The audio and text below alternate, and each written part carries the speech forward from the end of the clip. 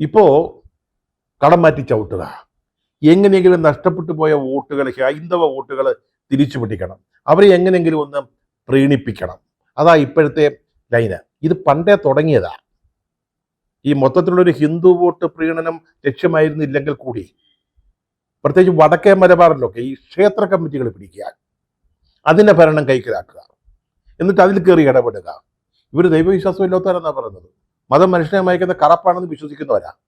പക്ഷെ കാര്യം വരുമ്പോൾ ജനങ്ങളുടെ പിന്തുണ കിട്ടുമെന്ന് മനസ്സിലാക്കുമ്പോൾ, അല്ലെങ്കിൽ അതിനുവേണ്ടി ക്ഷേത്ര കമ്മിറ്റി പിടിക്കും, തെയ്യ കമ്മിറ്റികൾ പിടിക്കും, അതിനെ നിയന്ത്രണം പിടിച്ചു പറ്റും. അങ്ങനെ ഉത്സവങ്ങളിൽ ഇടപെടും. ഉത്സവവുമായി ബന്ധപ്പെട്ട് നടത്തുന്ന ഗാനമേളകളിൽ വിപ്ലവ ഗാനങ്ങൾ തിരികെ കയറ്റും. ഇവര് ഇങ്ങനെ പണ്ട് മുതലേ അടിത്തട്ട് മുതലുള്ള ചില പ്രവർത്തനങ്ങൾ നടത്തിയിരുന്നു. ഇപ്പൊ കുറച്ചുകൂടെ തുറന്ന സാമുദായിക സംഘടനകളുടെയും അവരുടെ നേതാക്കളുടെയും ഒക്കെ തിണ്ണ നിറഞ്ഞ എന്നുള്ളത് ഇപ്പോൾ ഒരു ശീലമാക്കിയിരിക്കുക. ഈ തിണ്ണ നിരങ്ങുക, അല്ലെങ്കിൽ സാമുദായിക സംഘടനകളുടെ തിണ്ണ നിരങ്ങുക എന്ന പ്രയോഗം തന്നെ, അതിൻ്റെ പകർപ്പവകാശം തന്നെ, പേറ്റന്റ് CPM-നുള്ളതാ. ഈ കോൺഗ്രസ്സുകാരെയും മറ്റും ആക്ഷേപിക്കാൻ വേണ്ടി പറഞ്ഞിരുന്ന കാര്യമാണ്. ഇപ്പോഴവരായി നിരക്കം നടത്തിക്കൊണ്ടിരിക്കുന്നത്.